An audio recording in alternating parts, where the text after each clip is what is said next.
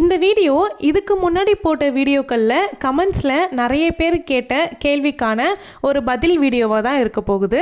கை குழந்தையில ஆரம்பித்து ஒரு 10 வயசுக்குள்ள ஒரு குழந்தைங்க நீங்கள் வச்சுருக்கீங்க அப்படின்னா உங்களுக்கு இந்த வீடியோ ரொம்ப ரொம்ப யூஸ்ஃபுல்லாக இருக்கும். உங்கள் ரிலேஷன் சைடில் யாராவது அப்படி வச்சுருக்காங்க அப்படின்னா நீங்கள் இந்த வீடியோவை அவங்களுக்கு ஷேர் பண்ணிவிடுங்க.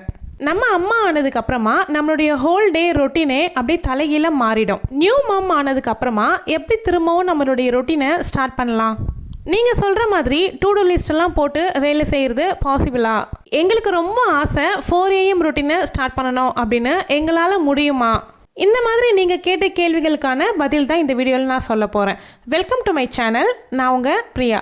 என் சேனலை சப்ஸ்கிரைப் பண்ணி தொடர்ந்து ஆதரவு கொடுத்துட்ருக்க உங்கள் எல்லாருக்குமே ரொம்ப நன்றி.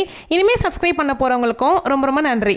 இந்த வீடியோவில் நான் பர்ஃபெக்டான ஒரு ரொட்டீனை பற்றி பேச போகிறது கிடையாது. ப்ராக்டிக்கலாக நம்ம மனசுக்கு ரொம்ப அழுத்தம் கொடுக்காம இந்த நிலைமையை எப்படி நம்ம ஹேண்டில் பண்ணலாம் அப்படிங்கிறத பற்றிலாம் இந்த வீடியோவில் நான் பேச போகிறேன். முதல்ல ஒரு விஷயம் ரொம்ப கிளியராக சொல்லிக்கணும். புதுசாக குழந்தை பிறந்திருக்கக்கூடிய அம்மாக்களினுடைய லைஃப் எல்லாமே ரொம்ப ரொம்ப சேலஞ்சிங் தான். சரியான அளவுகளில் தூக்கம் இருக்காது, உடம்பு ரொம்பவுமே டயர்டாக இருக்கும். இந்த நிலைமையில் நம்மளுடைய மனசு நம்மக்கிட்ட எப்போவுமே கேள்வி கேட்டுக்கிட்டே இருக்கும். நீ கரெக்டாக தான் இருக்கியா? நீ கரெக்டான அம்மாவா? உன் பிள்ளையை நல்லா பார்த்துக்கிறியா? உன் ஹெல்த்தை பற்றி யோசிக்கிறியா? இந்த மாதிரி கேள்விகள் நம்ம மனசுக்குள்ளே எழும்பிக்கிட்டே தான் இருக்கும். இதுக்கும் மேலே அம்மா ஆனதுக்கப்புறமா என்னால் வீட்டை சரியாகவே பார்த்துக்க முடியலையா? கணவர்கிட்ட டைம் ஸ்பெண்ட் பண்ண முடியலையா? கணவரை நல்லா பார்த்துக்க முடியலையா? நான் நல்ல மனைவியாக இல்லையா? அப்படின்னு ஏகப்பட்ட கொஸ்டின்ஸ் நம்ம மனசுக்குள்ளே கேட்டுக்கிட்டே இருக்கோம். இதுவே நம்மளை ஒரு ஸ்ட்ரெஸ் லெவல்லாம் அழுத்திரும். இந்த மாதிரியான நிலைமையில் நம்மளுடைய ரொட்டீனை கரெக்டாக ஃபாலோ பண்ணணும் அப்படிங்கிற ப்ரெஷரும் நம்ம சேர்த்து எடுத்துக்கிட்டோம் அப்படின்னா நமக்கு நம்மளுடைய ரொட்டீன் ஹெல்ப் பண்ணாது. அதுக்கு மாறாக இன்னும் நமக்கு அந்த ப்ரெஷர் அதிகமான அளவில் ஆகி நம்ம இன்னும் டிப்ரெஷனுக்கு தான் போயிடுவோம். ஃபஸ்ட்டு நியூ மாம்க்கு ரொட்டீன்னா என்ன? நியூ மாம்க்கு இருக்கக்கூடிய ரொட்டீன் அப்படின்னா 4 மணிக்கு எழுந்து 10 வேலையை முடிக்கணும் அப்படிங்கிறது கிடையாது. ரொட்டீன் அப்படின்னா குழந்தைய பார்த்துக்கிறது, உங்களுடைய ஹெல்த்தை நீங்கள் நல்ல கான்ஷியஸாக இருக்கிறது, வீட்டு வேலைகளில் கொஞ்சம் மினிமமான அளவில் செஞ்சுக்கிறது. இந்த 3மே பேலன்ஸ்டாக இருந்தாவே போதும். இன்னும் கொஞ்சம் போல் பெரிய குழந்தைங்க அப்படின்னா இன்னும் கொஞ்சம் நீங்கள் ஏதாவது ஒரு வேலைகளை ஆட் பண்ணிக்கலாம். நமக்கு கடவுள் கொடுத்த வரம் தான் நம்மளுடைய குழந்தைகள். அந்த குழந்தைங்களை பார்த்துக்கிறது தான் நமக்கு மெயின் ரொட்டீனாக இருக்கணும், அவங்க நல்லபடியாக வளர்கிற வரைக்கும். இப்போது கை குழந்தைய வச்சுருக்கக்கூடிய அம்மாவாக இருந்தாலும் ஒரு 10 வயசுக்குள்ளே குழந்தைங்களை வச்சுருக்கக்கூடிய அம்மாக்களாக இருந்தாலும் இந்த மாதிரி நீங்கள் டூ டூ லிஸ்ட் க்ரியேட் பண்ணிக்கலாம். எப்படின்னு பார்க்கலாமா? நியூ மாம்னுடைய டூ டூ லிஸ்ட்டை ரொம்பவே ஷார்ட்டாக இருக்கணும். ஒரு நாளைக்கு 2லேருந்து 3 இம்பார்ட்டண்ட் ஒர்க் மட்டும் பண்ணீங்க அப்படின்னாவே அந்த டே ரொம்ப ப்ரொடக்டிவிட்டியாக இருக்கும். எக்ஸாம்பிளுக்கு குழந்தைய நீங்கள் எப்போவுமே நல்லபடியாக கவனிச்சுக்கிட்டே இருக்கணும். அதுக்கப்புறம் பார்த்தீங்க அப்படின்னா ஒரு சிம்பிளான குக்கிங்கை நீங்கள் சூஸ் பண்ணிக்கணும். அதன் பிறகு லிட்டில் ரெஸ்ட் உங்களுக்குமே தேவை. இதுவே ஒரு டேவுடைய ஃபுல் ப்ரொடக்டிவிட்டி. இந்த மாதிரி நீங்கள் கொண்டு போனீங்க அப்படின்னாவே உங்களுடைய ஸ்ட்ரெஸ் லெவல் கம்மியாகவே இருக்கும். எந்த ஒரு தப்பான முடிவும் உங்களுக்கு தோணாது. நிறைய பேர் சொல்கிறீங்க எனக்கு ரொம்ப ஸ்ட்ரெஸ்ஸாக இருக்குது, எனக்கு ரொம்ப தப்பான மைண்டில் வருது, தப்பான முடிவு எடுக்கணும்னு தோணுது அப்படின்லாம் சொல்கிறீங்க. ஒரே நிமிஷம் உங்களுடைய குழந்தைய பாருங்கள். அந்த மாதிரி எண்ணங்கள் உங்களுக்கு வரவே வராது. உங்களை மீறி உங்களை விட அந்த குழந்தைய நல்லபடியாக வளர்க்க வேறு யாராலையும் முடியாது. ஒரு நாளில் ஏதோ சரியாக பண்ண முடியல, ஏதோ ஒரு வேலை மிஸ் ஆகுது அப்படின்னா அது பரவாயில்ல, அது ஃபெயிலியர் கிடையாது, அதுவும் ரியாலிட்டி தான். எல்லாராலையும் எல்லா நாளும் ஆக்டிவாகவே இருக்கவே முடியாது. ஸோ ஏதாவது 1-2 வேலை மிஸ் ஆகுது அப்படின்னா அதை நினச்சி ஸ்ட்ரெஸ் ஆகிக்காமல் விட்டுருங்க. ஓகே, இதுதான் இன்றைக்கி நம்மளால் முடிஞ்சது, இதுதான் நமக்கு ரியல் அப்படின்ட்டு விட்டுட்டுருங்க. சில பேர் கேட்குறீங்க, நியூ மாமாக இருந்தாலும் 4 AM ரொட்டீன் எங்களுக்கு பாசிபிளாக இருக்குமா அப்படின்னு கேட்குறீங்க. என்ன கேட்டிங்க அப்படின்னா சிம்பிளாக ஆன்சர் பண்ணிடுவேன். நீங்கள் 4 AM ரொட்டீனை ஃபாலோ பண்ணுறதுக்கு இன்னும் நிறையவே டைம் இருக்குது. இப்போ உங்களுக்கு அதுக்கான டைம் கிடையாது. குழந்தைங்க நைட்டில் சரியாக தூங்க மாட்டாங்க, அடிக்கடி எழுந்துப்பாங்க. அவங்கள நீங்கள் பார்த்துக்க வேண்டிய சூழ்நிலையில் இருப்பீங்க. அப்படி இருக்கும்பொழுது உங்களுக்கும் தூக்கம் கெட்டு போகும். அதனால் உங்களுடைய தூக்கத்தையும் விட்டுட்டு திரும்பவும் நீங்கள் 4 AM ரொட்டீனை ஸ்டார்ட் பண்ணீங்க அப்படின்னா அது இன்னுமே உங்களுக்கு ஸ்ட்ரெஸ் லெவலை அதிகப்படுத்தி தான் கொடுக்கும்.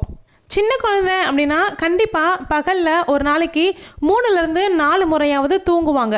அந்த மாதிரி இருக்கும்போது ஒரு முறை தூங்கும்பொழுது ஒரு 1 hour தூங்குறாங்க அப்படின்னா உங்களுடைய வீட்டு வேலைகளெல்லாம் பண்ணணும் அப்படின்னு நீங்கள் முடிவு பண்ணிக்கோங்க. ஃபஸ்ட்டு 1 hour தூங்குறாங்க அப்படின்னா உங்களுடைய கிச்சன் ஒர்க்ஸ் எல்லாமே முடிச்சிருங்க. சமைக்கிறது, பாத்திரம் விளக்குறது, க்ளீன் பண்ணுறது, இந்த மாதிரி எல்லாம் முடிச்சிருங்க. செகண்ட் 1 hour பாப்பா தூங்குறாங்க அப்படின்னும்பொழுது நீங்கள் கொஞ்சம் ரெஸ்ட் எடுத்துக்கோங்க. பாப்பா கூடவே சேர்ந்து நீங்களும் தூங்குங்க. அதுக்கப்புறம் எழுந்து குழந்தை விளையாடிட்டு இருக்கும் இருக்கும்போது சின்ன சின்னதாக குழந்தை பக்கத்துலேயே இருக்கும்போது என்னெல்லாம் பண்ணி வச்சுக்க முடியுமோ அதெல்லாம் பண்ணுங்கள். ஹெல்த்தியாக சமைச்சு சாப்பிடுங்க, அது ரொம்பவே முக்கியம். 3rd 1 hour பாப்பா தூங்குது அப்படின்னும்பொழுது மற்ற வேலைகளை பாருங்கள். வீட்டில் வேறு என்ன வேலை இருக்குது, என்னெல்லாம் செய்யணும், துணி துவைக்கணுமா, பாப்பாவுடைய துணிங்களாம் இருக்கும் அதெல்லாம் துவைக்கணுமா, இந்த மாதிரி நீங்கள் பார்த்துக்கோங்க. இந்த மாதிரி குழந்தை தூங்குகிற டைமை நீங்கள் எல்லா டைமும் தூங்கி எல்லாமே நீங்கள் குழந்தை கூடவே தூங்கணும் அப்படின்னு இல்லாமல் ஒரு 2 டைம் மட்டும் ரெஸ்ட் எடுத்துக்கிட்டு மற்ற 2 டைமை நீங்கள் வந்து இந்த மாதிரி வீட்டு வேலையை செய்யறதுக்கு யூஸ் பண்ணிக்கோங்க. நீங்கள் லேசியாகவும் இருக்க மாட்டீங்க, உங்கள் உடம்பும் நல்லாயிருக்கும். உங்களுக்கான ரொட்டீனும் டு டூ லிஸ்ட்டும் எப்படி இருக்கணும்னா டைம் பேஸ்டாக இருக்கக்கூடாது, எனர்ஜி பேஸ்டாக தான் இருக்கணும். கை குழந்தைங்க கூட வீட்டை வந்து மெஸ்ஸி பண்ண மாட்டாங்க. இன்னும் கொஞ்சம் வளர்ந்துட்டாங்கன்னு வச்சுக்கோங்களேன், வீடை வந்து நம்ம எத்தனை தடவை எடுத்து வச்சாலும் கூட அவங்க கலைச்சிக்கிட்டே இருப்பாங்க. அந்த மாதிரி இருக்கும்பொழுது சொல்ல முடியாத அளவுக்கு கோபம் நமக்கு வந்துக்கிட்டே இருக்கும். ஸோ அதெல்லாம் அவாய்ட் பண்ணுறதுக்கு முக்கியமாக எல்லாமே நீட்டாக இருக்கணும் அப்படின்னு நினைக்காதீங்க.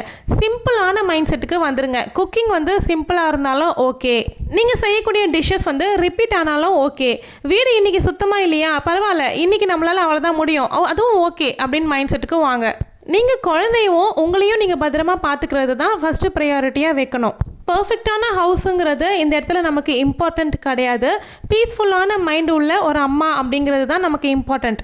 இந்த மாதிரியான அம்மாக்களுக்கு கில்ட்டுங்கிறது ரொம்ப காமனாகவே வரும். எப்படின்னா, நான் வீட்டை வந்து ரொம்ப சுத்தமாக வச்சுக்கல, நான் மற்ற அம்மாங்க மாதிரி இல்லை, எனக்கு வந்து டைமை வந்து மேனேஜ் பண்ணவே தெரியல, எனக்கு மேனேஜும் ஆகலை, இந்த மாதிரி கில்ட் எல்லாமே வர்றது ரொம்ப காமன். ஃபஸ்ட்டு நீங்கள் பார்க்குற இன்னொருத்தவங்களோட கம்பேர் பண்ணுறதை ஸ்டாப் பண்ணிக்கோங்க. சோஷியல் மீடியாவில் காமிக்கக்கூடிய பர்ஃபெக்டான லைஃப் ஸ்டைல் வந்து உங்களுக்கும் மேட்ச் ஆகும் அப்படின்னு நம்புறதை ஃபஸ்ட்டு நிறுத்திடுங்க. உங்களால் என்ன சர்வே பண்ண முடியுமோ அதை மட்டும் கவனிங்க. இப்போ நீங்கள் பார்த்துட்டு இருக்கிறதே பெரிய சக்ஸஸ் லெவல் தான். குழந்தைய பார்த்துக்கிறதுக்கு பெரியவங்க வீட்டில் இருந்தாங்க அப்படின்னா பரவாயில்ல, பிரச்சனை கிடையாது. இல்லை நீங்களே தான் பார்த்துக்கிறீங்க அப்படின்னும்போது ஸ்ட்ரெஸ் லெவல் இன்னும் அதிகமாக தான் இருக்கும். ஏன்னா குழந்தை எதுக்காக தான் அழுகுது, என்ன கடிச்சுது, இல்லை எங்கே வலிக்குது, என்ன பண்ணுது அப்படிங்கிறதே தெரியாமல், ஏன் அழுகுதுன்னே தெரியாமல் நம்மளும் பதட்டமாகவும், குழந்தை வாய் திறந்து எனக்கு இங்கே வலிக்குது, இங்கே இது பண்ணுது அப்படின்னு சொல்கிற வரைக்கும் நமக்கு இந்த பிரச்சனை இருந்துக்கிட்டே தான் இருக்கும். ஸோ இதுவே நமக்கு ஒரு ஸ்ட்ரெஸ் லெவல். குழந்தை அழுகும் போதே நமக்கு வந்து பதட்டமாயிரும். இந்த மாதிரியான டென்ஷனால தான் நமக்கு வந்து அப்பப்போ மூட் ஸ்விங் ஆகும். நம்ம எப்போ ஹாப்பியாக இருக்கோம், எப்போ கோவப்படுறோம், எப்போ அழுகிறோம், இந்த மாதிரி நமக்கே தெரியாது. 10 வயசுக்குள்ளே குழந்தைய வச்சுருக்கக்கூடிய அம்மாக்களுக்கு மூட் ஸ்விங் வர்றது ரொம்பவே இயல்பான ஒன்று தான், ரொம்ப காமன் தான். ஸோ அதனால் உங்களை நீங்களே ப்ளேம் பண்ணிக்காதீங்க. நான் கரெக்டாக இல்லையா, நான் கரெக்டான அம்மா இல்லையா, இந்த மாதிரிலாம் நினச்சி உங்களை நீங்களே ப்ளேம் பண்ணிக்காதீங்க. இது எல்லாமே ஒரு ஹார்மோனல் சேஞ்சஸ்னாலேயும் தூக்கமின்மைனாலே தான் நமக்கு இது ஏற்படுது. குழந்தை வளர வளர இந்த நிலைமை எல்லாமே மாறிடும். நீங்கள் உங்களுக்காக ப்ரிப்பேர் பண்ணக்கூடிய டு டூ லிஸ்ட்டை உங்களுக்கு ஸ்ட்ரெஸ் லெவலை அதிகமாக்கக்கூடாது. உங்களுடைய ஸ்ட்ரெஸ்ஸை குறையிற மாதிரி நீங்கள் வந்து ப்ரிப்பேர் பண்ணணும். உங்களுடைய டு டூ லிஸ்ட்டில் பேபி கேரு, ரெஸ்ட்டு, செல்ஃப் கேரு இதுதான் முக்கியமாக இருக்கணும். இதில் நான் செல்ஃப் கேருன்னு சொல்கிறது உங்களுடைய ஸ்கின் கேரோ இல்லை ஹேர் கேரோ அதை பற்றி சொல்லலை, உங்களுடைய ஹெல்த் கேர். நம்மளுடைய ஹெல்த்தை நம்ம கேர் பண்ணிக்கிறது நம்ம வந்து செல்ஃபிஷாக நடந்துக்கிறோம் அப்படிங்கிறது அர்த்தம் கிடையாது. நீங்கள் நல்லா இருந்தால் தான் உங்கள் குழந்தைய நீங்கள் நல்லா பார்த்துக்க முடியும். இந்த நிலைமை டெம்பரவரியானது தான். குழந்தை வளர வளர ஸ்டேஜஸ் மாறிடும். பர்ஃபெக்ட் அம்மாவாக இருக்கணும் அப்படின்னு ஸ்ட்ரெஸ் ஏற்றிக்கிறத விட ப்ரெசென்ட் அம்மாவாக இருக்கணும் அப்படின்னு காமாக இருங்க. உங்களுடைய குழந்தைக்கு என்ன வயசாகுது அப்படிங்கிறத கமெண்ட் பண்ணுங்கள், நானும் தெரிஞ்சுக்கிறேன். இந்த வீடியோவில் சொல்லியிருக்க விஷயங்களில் ஏதாவது ஒரு விஷயம் உங்களுக்கு யூஸ்ஃபுல்லாக இருந்தாலும் இந்த வீடியோவை லைக் பண்ணிக்கோங்க. வீடியோவை ஹைப் பண்ணுங்கள். நீங்கள் ஹைப் பண்ணுறது மூலயமா வேறு ஒரு அம்மாவுக்கு இந்த வீடியோ யூஸ்ஃபுல்லாக ஆகும். உங்களுடைய ஃப்ரீ டைமில் நம்ம சேனலில் இருக்கக்கூடிய பெண்ணே உனக்காகன்ற பிளேலிஸ்ட்டை செக் பண்ணி பாருங்கள். அதில் நிறைய விஷயங்களை நான் ஷேர் பண்ணியிருக்க வீடியோஸ் எல்லாமே நிறைய இருக்குது. உங்களுக்கு ஃப்ரீ டைமில் செக் பண்ணுங்கள். நீங்கள் இந்த வீடியோ மூலிமா தான் நம்ம சேனலில் ஃபஸ்ட் டைம் விசிட் பண்ணுறீங்க அப்படின்னா சேனலை மறக்காமல் சப்ஸ்கிரைப் பண்ணிக்கோங்க. Thank you.